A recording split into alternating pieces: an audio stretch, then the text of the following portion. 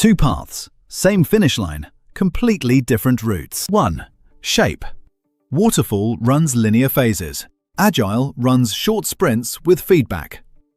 2. Planning. Waterfall plans up front. Agile plans each cycle. 3. Change. Mid-project change is costly in Waterfall. In Agile, change is expected. 4. Best when. Waterfall fits stable requirements. Agile fits uncertainty. Stable requirements? Waterfall. Uncertainty? Agile. Most real teams blend both. That is hybrid. Full breakdown on how work works. Link in the description. Educational systems literacy only.